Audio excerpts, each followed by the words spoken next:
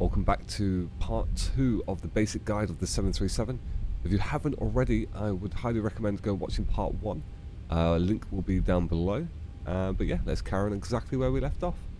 Just a quick note as well, if you're noticing those additional sounds of the rattles, etc, that you're hearing, I'm using something called XP Realistic, which adds a lot of those sound effects in. It isn't standard with the aircraft. So we'll just come to the runway here.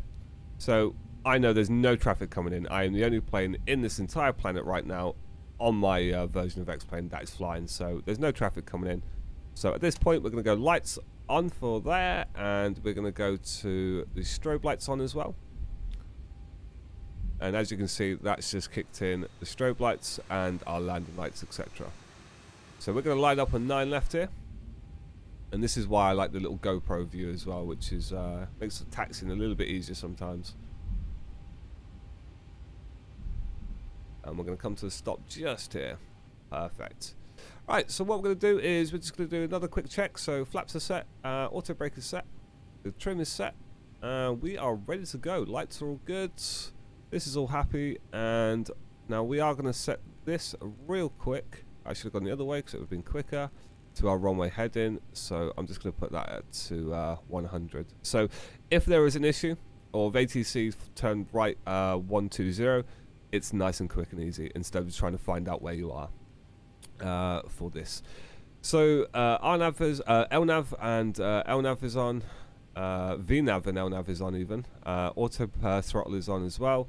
Happy, and what we're going to do is there is a button that you are going to want to bind. So if I bring this up here real quick, we're going to go to my stick. So I'm just using a stick for this example, and it is this button right here. It's called Engage Toga Power. So all you do is you put in Toga Power, and that is the button, the command you want to bind to something, okay? It could be any bind. It doesn't have to be on your stick. It could be on your throttle. It could be anywhere. But that is a button you want to definitely bind. We're going to start the clock. We're going to do a nice power up here, and then we're going to press that button. Release the brakes. Press the button, and there is Toga Power engaged. You can hear the engine spooling up.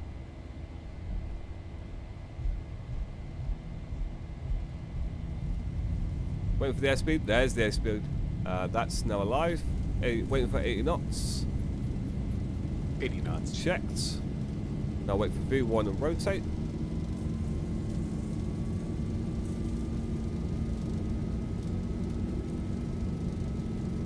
There's V1.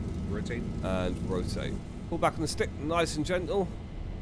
We're in the air. Wait for positive rate. Positive rate. And the gear can come up.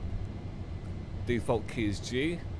Gears come up now, and what you want to do is you want to fly. So this little square down here is 400. On this cross basically. So I'm just going to bring that up, and it's on the cross. There it is, and there's the speed build up as well. So we're just going to follow that down.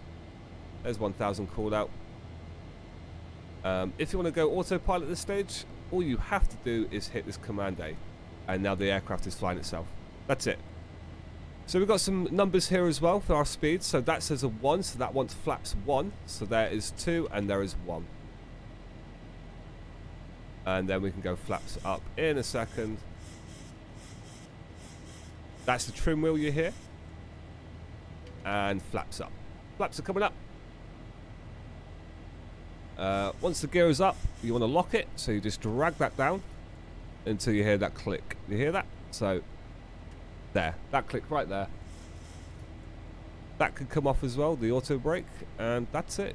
You are in the air. You are flying the aircraft is flying the route that you put in. Everything is going absolutely fine. And as you can tell down here, this is switched over to its climb mode. So it's saying in 100 nautical miles we will hit our top of climb. But that will drop down quite a bit, by the way, because below 10,000 feet, you are constricted to 250 knots, unless stated otherwise by air traffic control. So we're going to increase the zoom level here on our flight planner. As you can see, we're flying out. Now, if I bring up Sim Toolkit Pro, and I zoom out, you can see how we taxied, and off we go. Now, obviously, it isn't going to just do 90-degree angles like this. It's going to make the most efficient turn, and the aircraft knows that, as it gives you a nice turn here. So this is why sometimes you'll just get little bit cuts through, but that's not a problem at all. As you can tell, it is flying the flight route absolutely fine. Now, we can't be any faster than 250 knots at this waypoint, which is indicated right here. So down we go. We're just going to follow the route.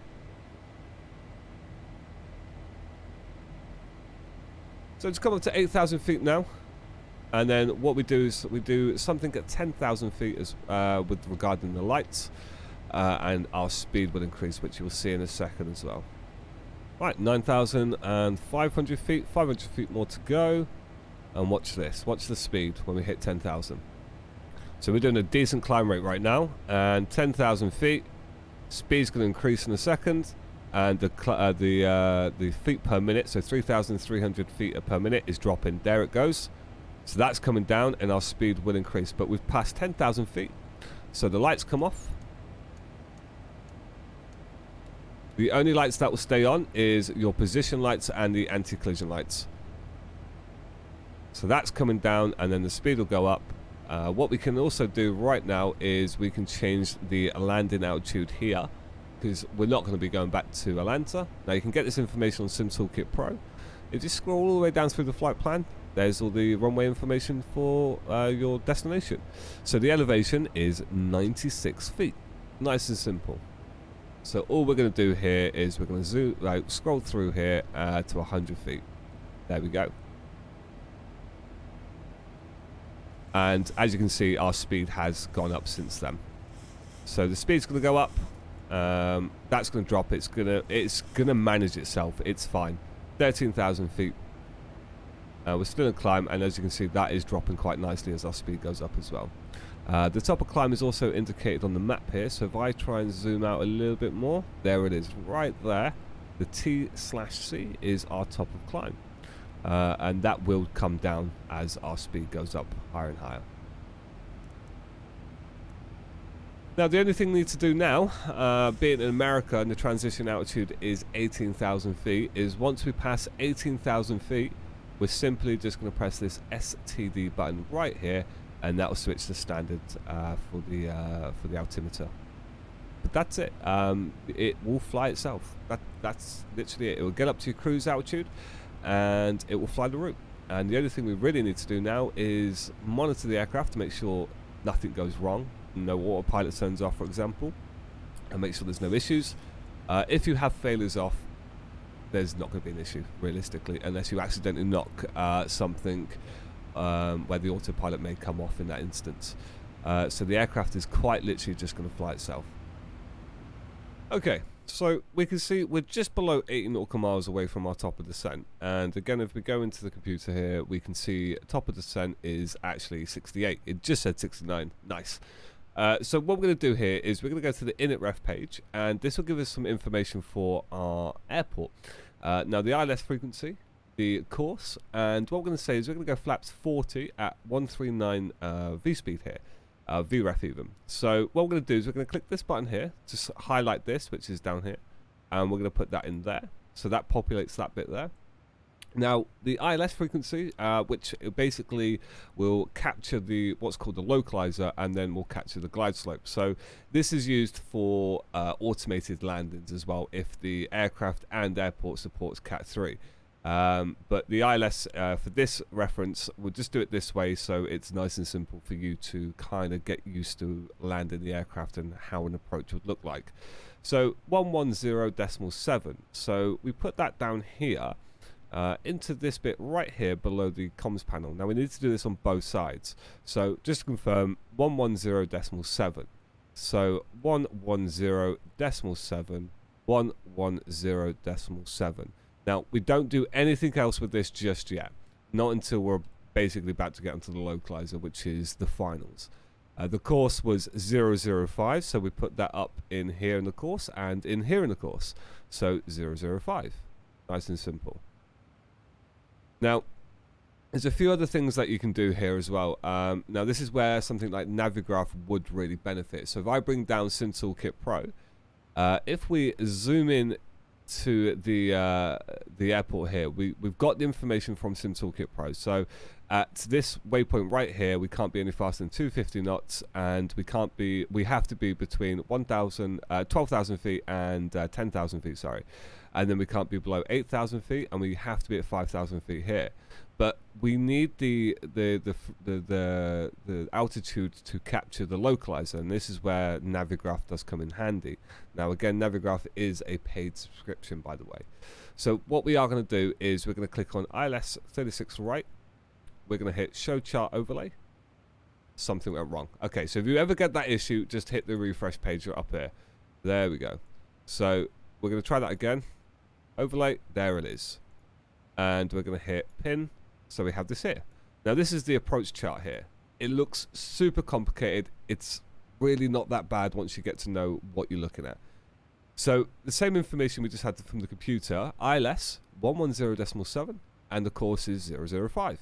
Perfect. Now the information you want here is on this little section here.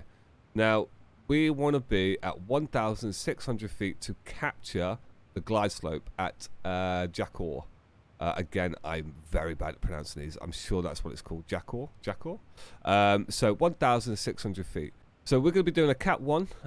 So what we need is our decision height. If you've ever watched a video of a Airbus landing, you'll hear approaching minimums, and then they'll say minimums, and the person flying will say either continue or landing, and that's what we're looking to get here. That information to where it calls out minimums. So in this situation for a Cat 1 is 292 on the Barrow, so which we will switch over to Barrow because it's on radio right now. If it was on radio, then we'd put 200 in, but we're going to put 292 in. So we're going to grab that information. So we are going to turn this dial so it shows on Barrow, and you'll see numbers populate here as I turn the outer dial here. There you go. So it's 292. So we're just going to scroll through here. Went way too far. 292. There it is there on the Barrow. Lovely. And 1,600 feet. So what we're going to do here is we're going to put in 1,600 feet. Now, if you are on online with a network, they could, and there's ATC, they could say descend to 10,000 feet. So you just simply put in 10,000 feet here. But we haven't got anyone online for ATC, and we're offline anyway. So 1,600 feet. And when the aircraft hits the top of descent here, it is going to automatically descend for us in the Boeing. To get back to the other page, all you're going to hit is cruise, because we are in the cruise mode. So in 34 nautical miles, we will fall out the sky.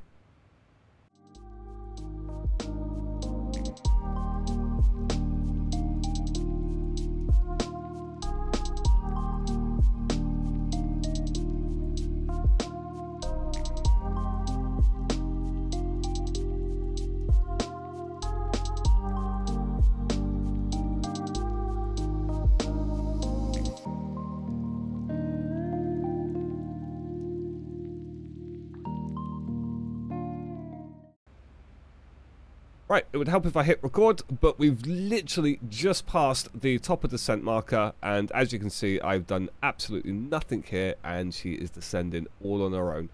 So she's going to follow constraints and the flight plan still. Now, one thing you may need to pay attention to is just right here, it may say drag required. If that's the case, all you need to do is extend the speed brake. Just keep an eye on it with your speed as well. The speed will try its best to stay within the magenta line, the little triangle thing here. And yeah, that's it. Now, as you may have seen here, we've stopped descending at 26,000 feet. And that's because at this waypoint we've just crossed now, we couldn't be below 26,000 feet. And again, this is indicated by Sim Toolkit Pro there. So next one, we can't be below 24,000 feet. So it's just going to take its time until we get there, and then at the waypoint after that we have to be between 240 and 170, and again this is all indicated in the computer here. So you can see flight level 240 act, so it is going to just chill out at 26 until it decides to start going down again. If it stays at this altitude, it's not the end of the world. Again, it doesn't mean we have to be at 240. We can't be below 240. If it had to be at 240, then we would have already started descending, 5 minutes ago. It will continue descending until we got to 240. Have faith in the system. It will look like it doesn't know what it's doing, but it really does. Just leave it to it, and it will know exactly what it's doing.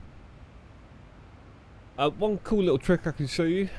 So if you go into the fixed page, and then you put in the airport you're going to, so in our case KMCO, and then you put it in the fixed page up here. And then what you can do is you can do /20, which is 20 nautical miles, /10, which is 10 nautical miles, and /5, which is 5 nautical miles. And what that will do is, as we get closer to the airport, you can just see the outline right there, the top left where my mouse is. That is the 20-mile indication, and it will put circles all the way around the airport at 5, 10, and 20 miles. It's just really handy for situational awareness. Now what we can do is we can go back onto SimToolkit Pro, and we can get the weather information for Orlando. So go on to the weather details for KMCO, and again it's the same as before. There's the METAR there, and here is a breakdown. So the temperature is 19 degrees, the dew point is 9, variable winds at 4 knots. So the winds, what variable means is it's not a set direction, it's just a kind of all over the place situation. Visibility is looking absolutely fantastic. The altimeter 3007, and the clouds few at 4,000 and few at 9,000. So this is the information we kind of want from this point here, is 3007. So what we're going to do is we're going to pre-put that in here. So if you look right below where it says STD, so we're going to scroll until it says 3007. And as you can see, that has been put in here. So as soon as I press STD at 18,000 feet, it will go to 3007. Right, so as we just come to 21,000 feet, we can see the next waypoint, Jafar. We have to be below 19,000 but above 13,000. So that information is depicted here as well. So we are just under 9 nautical miles away from that waypoint. We are descending very nicely. We're going to be within that constraint. The wind right now is 52 knots from our right, and we will hit Jafar at 1650 Zulu. So that's literally in a minute. So yeah, we'll be there in a second. We're just coming up to 20,000 feet now, so we're just basically getting ready to hit standard on the QNH here, or altimeter, sorry. What we can do in the meantime is we can set our auto brakes for landing. So I kind of like to just stick with auto brake 2. Land, because I fly on networks, I like to land, get off the runway pretty quickly just in case there's someone else coming behind me. So 2 is a pretty good one. You only ever want to go max if you've got broken flaps, for example, or if the runway's really short, or it could be a challenging approach or something. I don't know, but I have very rarely used maxed auto brakes. So we're going to go for 2. And what we are going to do is we are going to lock the speed brakes. Now what you want to do for that is you want to bring them out very slowly until a light indicates here until it's green, which you'll see in a second. There it is. So as you saw, I barely moved the speed brake, but the speed brake is now armed. And what that means is when we land, the speed brake will automatically deploy to help us slow down once we've landed. At this point, we can also switch over to the frequencies here, so the ILS. So we're going to do that, and we're going to do that. So 110.7, 110.7. So that's all tuned in for the ILS capture. And as you can see here, we've passed 18,000 feet, and it's asking us to switch from standard. So we're going to do that now by pushing this button right there, and there we go, 3007. Auto brake is set. The speed brakes are armed.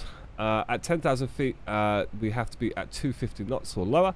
And what we are also going to do is put our lights on when we're at 10,000 feet as well. Everything else is looking absolutely fine. Don't need to do anything else just yet. And as you can see, Florida looking absolutely stunning.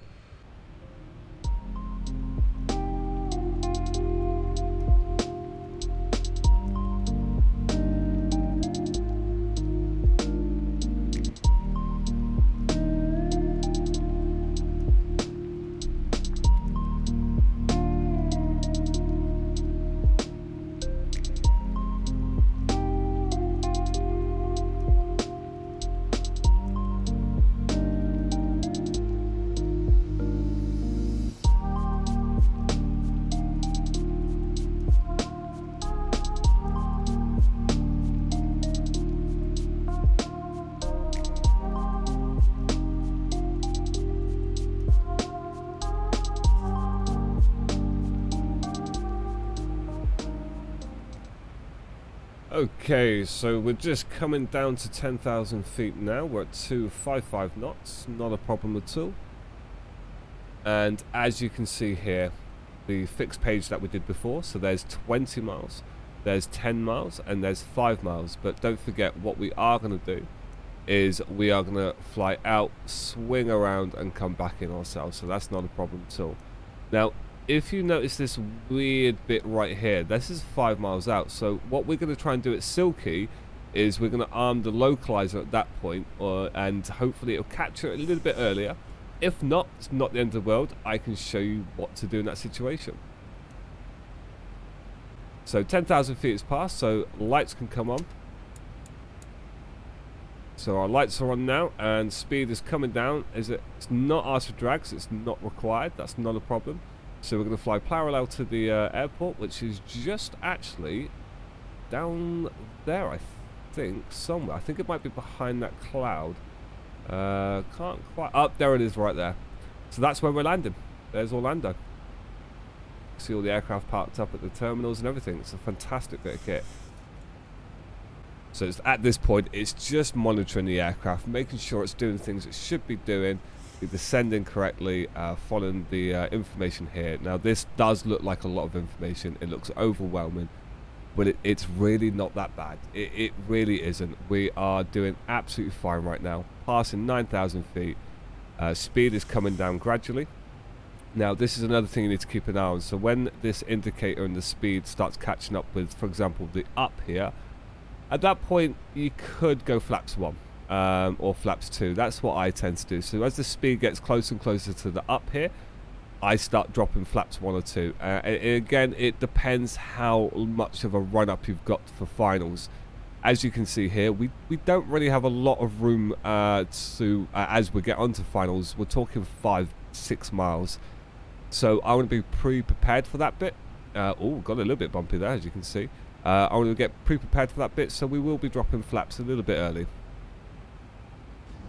So we are getting hit by some turbulence, as you can see. And I am absolutely going to use that as my excuse for my horrendous landing. Yeah. For whatever reason, if I'm not live streaming or recording, my landings tend to be relatively okay. As soon as I hit the record button, either be here or live streaming, nah, not a chance. As you can see, our speed is jumping all over the place. Again, don't worry about it just yet. It's absolutely fine.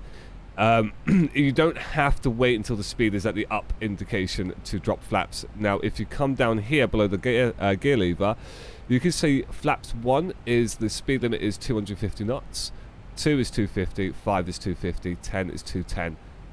At flaps 15, it will beep at you continuously until the gear is down. So while the gear is up, you can go anywhere between flaps 1, 2, 5 and 10. Anything below 10, you need gear extended. So in this situation, what we're going to do is we're going to go flaps 2, just to help her out a bit. So there's 1 and there's 2. There's 2. Don't know what happened there. So there's 2 flaps. And she should stabilize just a little bit from that. And here they come. Nice. So as you can see, we're going to reduce this out speed now as well. Not speed, the zoom level here. Airport's literally right there, and now it's a lot of hands on deck situation. So speed is pretty high. We're going to bring out the speed brake here just to help get that speed down. That's the sound you can hear in the back. And we're going to go flaps 5. Now, what this indicates here is if we go flaps 10 right now, we will be overspeeding. So again, flaps 10 was 210 knots. So this needs to be below this yellow line here. And as soon as it's below there, we are absolutely fine. So watch this. I'll go flaps 10 just to show you. Move my mouse out the way. So we're below 200 knots and flaps 10. And you see that? That yellow line was filled with the overspeed gauge right here. So we're fine. Flaps 10, and what we are going to do is going to go back here. So our VREF is our approach reference speed is 139. So I like to up it a little bit, so I'll go 140, which you will see this indicator for the speed will become visible, and you simply just mouse wheel to show what your speed is. Okay, so we're flaps 10. We're coming around now. What we're going to do at this point is I'm going to hit the VOR lock button right here on the MCP. And what that's done is it's put VOR/lock here in white. When we have the runway captured, the localizer captured, or anything speed brakes up, and arm them again, that will go green. So where LNAV is green, that will be replaced by the lock here. Alright? So everything is looking absolutely fine. Really, really good actually. Just a little bit bumpy, not too bad. You can hear that trim wheel really working. There's the VR lock. See that? She's got it a little bit early actually, so that's my fault. If that happens, not a problem at all. What we're going to do is we're going to put the head in here, and we're going to hit head and select, and she'll turn right. So what I can do here is I will show you how to do this. So we're going to do a vector here. So I'm going to say a right turn of 150, and we're going to swing ourselves around a little bit because that's a little bit short. 7 miles out. I want to be a bit further out. So what I've done is I've hit head and select. I've changed the heading indicator here to go 150. So we're going to come across, and then what we're going to do is 005 is to the runway.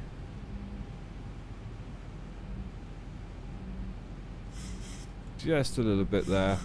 I'm going to zoom in a bit more so we got a bit more information.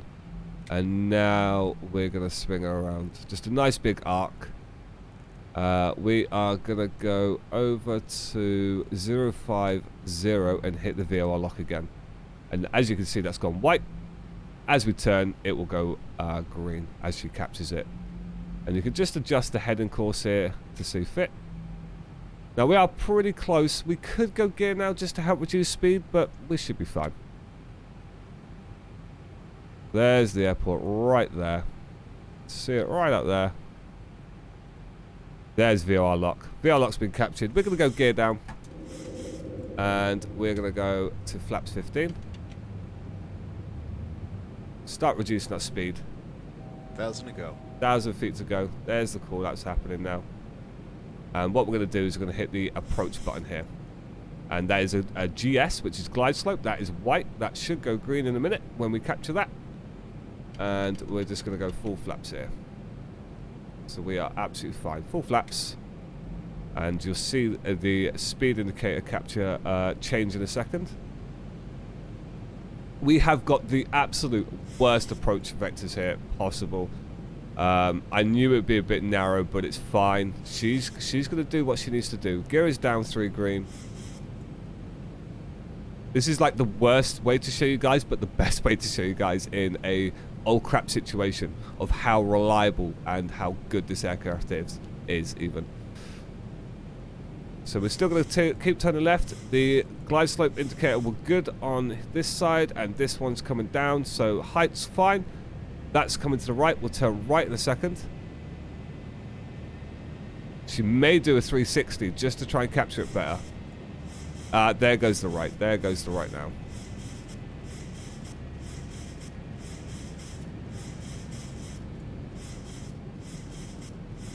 We are pretty close. We are pretty close. Glide slope has been captured, and glide slope's alive. We're still within 5 miles out. We should be fine, question mark. I had one job. It's fine. Could go 3.6 left, but we're programmed for right. Again, this is not the bad situation, because it's a bad situation because you should never have done it this way per se. You should have vectored yourself out. I did look at that and did say it's pretty close, but it's a good situation because I can show you guys if it goes wrong. And no, my luck, it has gone a little bit wrong. Not the end of the world. There she goes. This is changed now, so we're going to go to 140. Now, at this point, I could take over the aircraft, disengage the autopilot and fly it myself, and then bring her down. Now, the ideal world is you'd self-vector yourself out a little bit further. You would have seen on the map, that's a little bit close. And this is why the fixed page is fantastic as well, because we saw that's within a 5-mile bubble. Mr. Perch, altitude set. But I should have vectored myself out a little bit further and then got a better lineup. But as you can see, she's got it, and she'll turn left in a second. But what we're going to do is we're going to turn off the autopilot here. and my aircraft, so we're going to swing around here to the left. Oh, a little bit bumpy. There's those variable winds. Here we go. So we've got 2 white, 2 red.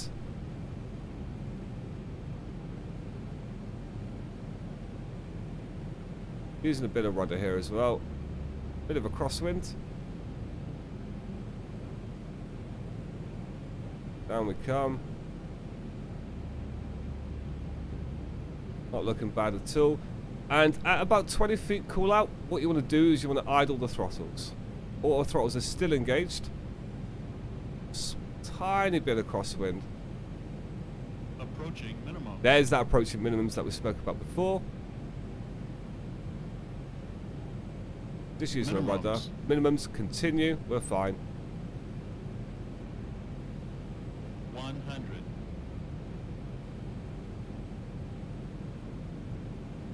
50. 40. 30. 20. We're going to flare. Reduce the power. 10. Bit of a float. There we go. And we're going to gauge the reverse thrust.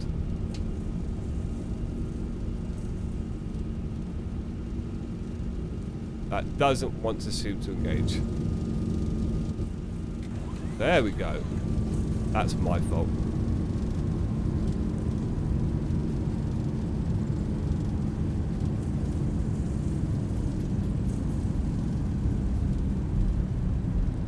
Okay, reverse thrust can come off now. 80 knots. 80 knots call out. We're going to tap the toe brakes here. I'm using rudders to disengage the auto brake. And we're going to roll to the end here.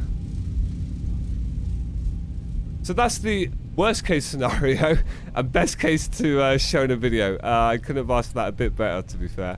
And we are just going to vacate just over here. I was going to take the one before that, but it's a bit short. Here we go.